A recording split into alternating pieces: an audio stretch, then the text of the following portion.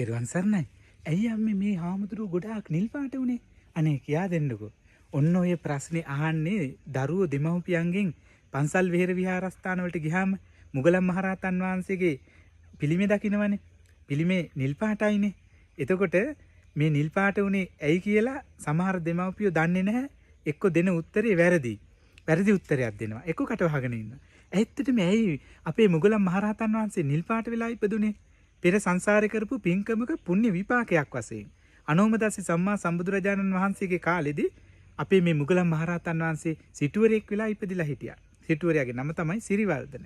සිරිවර්ධන සිටුතුමාට තමන්ගේ යාළුවගෙන් අහන්න හම්බෙනවා අනෝමදස්සි සම්මා සම්බුදුරජාණන් වහන්සේ ලෝකේ වැඩ ඉන්නවා ඉපදුනා පහළ වෙලා ඉන්නවා කියලා. ඉතින් කැමැත්තක් ඇති වුණා දානි පූජා කරන්න ඕනේ කියලා. මහ පින්කමක් කරන්න ඕනේ කියලා. යාළුවගෙන් අහගත්තයි පින්කමත් කරන විදිය කරපු විදිය. ඉතින් ආරාධනා කළා සතියක්ම සම්මා සම්බුදුරජාණන් වහන්සේටත් මහරහතන් වහන්සේලාටත් දානි පූජා කරා. ඒ සතියෙම නිල් මල් පූජා කරා. ඊ타ත්ම භක්තිමත් සිතින් සදහැ සිතින්. ඒ විතරක් නෙවෙයි සංසාරේ එන ගමනේදී ඒකාසංකේය කල්පලක්ෂයක් මේ පුණ්‍යවන්තයා පෙරම් පුරලා තියෙනවා.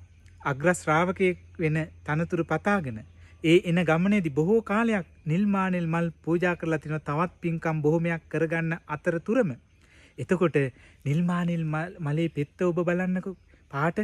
ඒ පාට මුගලන් මහරහතන් වහන්සේගේ හැමේ පාට. අන්න පුණ්‍ය විපාකය.